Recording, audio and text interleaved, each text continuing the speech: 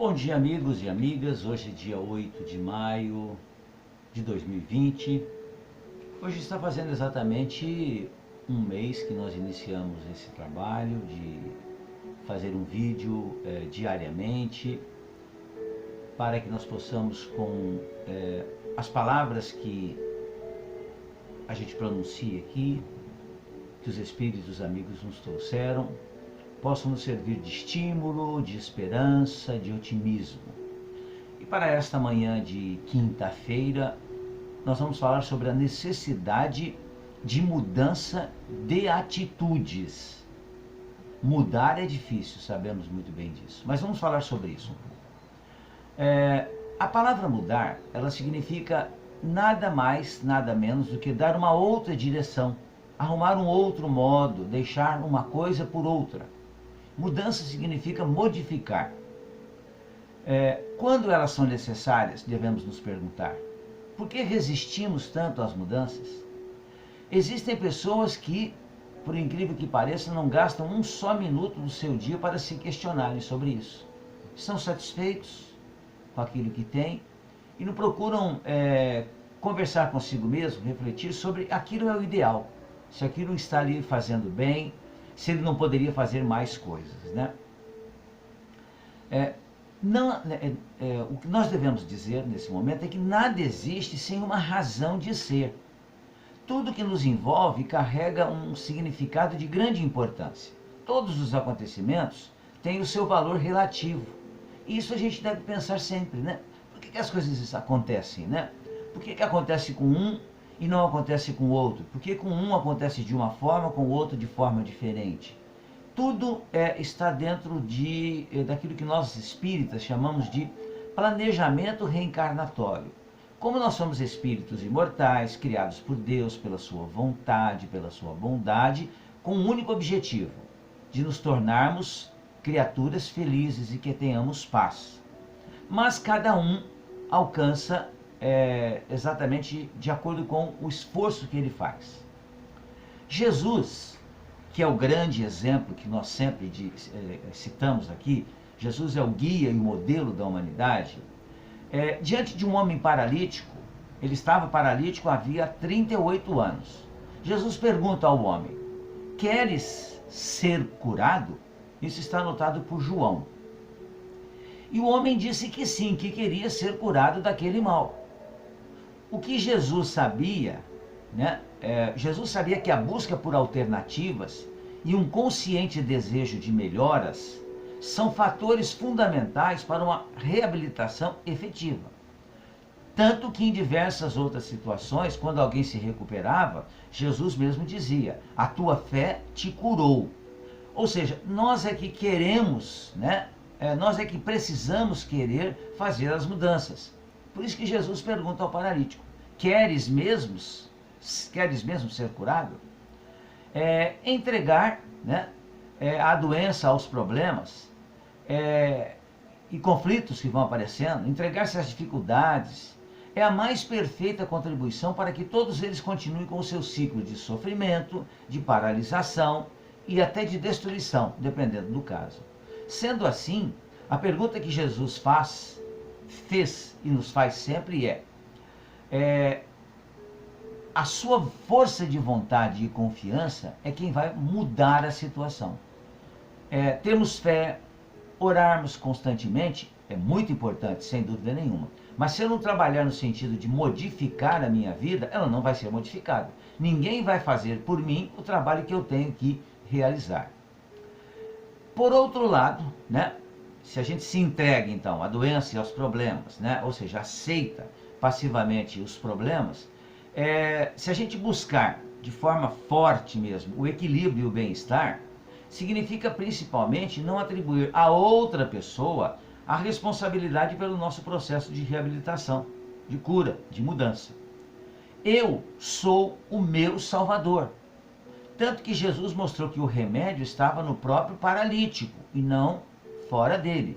Por isso que Jesus sempre diz para nós, né? Disse, e nós precisamos nos lembrar: faça brilhar a tua luz. Assim, amigos e amigas, o necessário medicamento ele é muito mais interno do que externo. É como a tentação, né? As coisas materiais, elas têm uma influência muito grande sobre nós. Mas a influência maior, ela está dentro de nós mesmos. Porque como Jesus disse já, né? Da boca sai aquilo que está dentro do coração. Claro que não é efetivamente isso que Jesus quis dizer, mas estabeleceu um comparativo, né? Jesus poderia simplesmente, naquele caso, dizer assim, levanta-te e anda. Mas Jesus preferiu falar para o paralítico, levanta, toma o teu leito e anda. Isto é, toma a tua estrada, tua própria pessoa e segue a tua vida. Com essa passagem podemos afirmar que Jesus fez com que o doente superasse as próprias resistências internas, estimulando-lhe a força de vontade e confiança.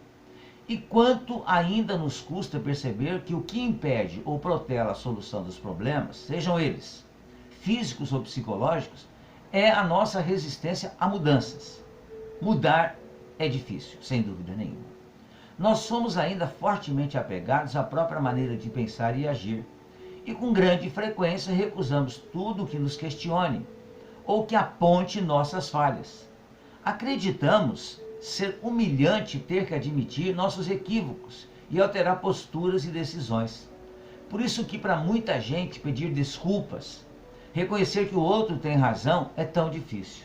E seria tão bom se nós conseguíssemos e fizéssemos isso, certamente sentiríamos uma mudança muito grande em nossa vida, né?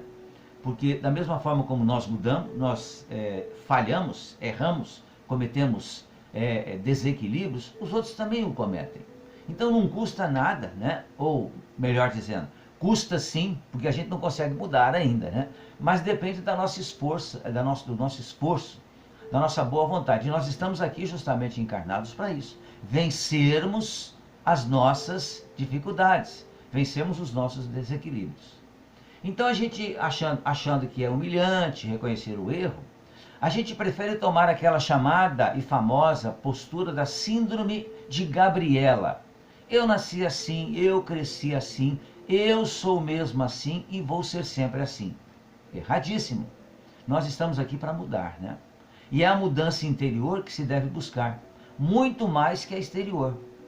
Porém, existem aqueles que, diante de uma situação difícil, aflitiva, resolvem ignorar o que está acontecendo, né? Resolvem simplesmente, como se fosse possível, apagar isso da sua memória. Outros, em casos assim, procuram mudar as pessoas com as quais convivem, arrumar a vida dos outros, pois acreditam que o seu dever é arrumar o mundo, e não a si mesmo. E existem aqueles outros que se escondem nos vícios, desenvolvendo manias e doenças. No entanto, ainda assim, essas pessoas jamais encontrarão o que de fato os preencherá íntima e plenamente. O espírito Hamed, ele faz uma analogia entre a água corrente e a água estagnada. O que significa entre o pararmos e não fazermos mudança e fazermos mudança. Ele diz assim, que a água renovada é corrente, oriunda da chuva, do orvalho, das nascentes, enquanto que a água estagnada, aquela que fica parada, é aquela que em breve, por inércia, vai se deteriorará, tornando-se um foco de larvas e podridão. Então, também nessa analogia, quando não permitimos a mudança em nosso mundo íntimo, exigimos a mudança na realidade exterior. E com isso facilmente a culpamos por não corresponder às nossas expectativas. Então, amigos, querer mudar o mundo é muito interessante, muito importante, mas nós precisamos primeiramente mudar o nosso mundo íntimo, né? É claro também que a necessidade de mudança em nossa existência vai afetar o nosso comodismo e conforto, né? Vamos sair então dessa área, dessa chamada zona de conforto, que solicita de nós uma reciclagem, uma mudança de conceitos, crenças e valores, um repensar de posturas. E a gente pergunta, estamos dispostos a isso? Ou nós não queremos sair, né, do nosso ciclo, né, dessa nossa rede de conforto e de comodismo? São necessárias ainda modificações em costumes e hábitos, que estão muito enraizados. Hábitos ruins, como exigir demais dos outros, irritar-se com a falha ou a demora dos outros. É necessário a gente acabar com a maledicência. E hoje, com a internet, com as redes sociais, nós temos uma oportunidade bendita realmente de mudarmos a nossa postura em relação aos comentários que nós fazemos, né? Deixar de ser maledicente. Entender que aquilo que o outro escreveu, ele tem o direito de escrever. E que nós, pelo nosso lado, se nós não concordamos com aquilo, simplesmente não vamos dar palpite nenhum. É problema do outro o que ele fez ou o que ele faz. É preciso ter tolerância. Ser tolerante significa o quê? Realmente reconhecer que como nós erramos, o outro também erra, né? Ser tolerante é muito interessante, muito importante. Reconhecer o trabalho do outro. Ou seja, observar que se o outro não fez a coisa certa, pelo menos reconhecer que ele tentou fazer. É valorizar. E o saber valorizar os outros é muito importante, porque nós também queremos ser valorizados, né? Ainda o espírito Hamed nos diz assim: na realidade, quem se permite mudar pode ficar inicialmente numa situação desconfortável, visto que poderá ficar exposto a algo que não contava ou que não havia percebido. O que acontece é que, quando alteramos o estado das coisas, modificamos a nossa antiga maneira de interpretar, entender, expressar e dar sentido e importância às coisas. A partir disso, nossas zonas de estabilidade e de conforto ficam temporariamente ameaçadas. O nosso jeito anterior de ver, de ser e ver não funciona mais. Tudo isso acarreta uma batalha interna que gera desconfiança, medo e insegurança, até que nos reestruturemos novamente. Por isso que é necessário, amigos, acima de tudo, termos sempre confiança, termos fé, termos esperança e trabalhar no sentido da mudança. O espírito Joana de Ângeles esclarece que quando alguém aspira por mudanças para melhor, irradia energias saudáveis que contribuem para a realização da mudança.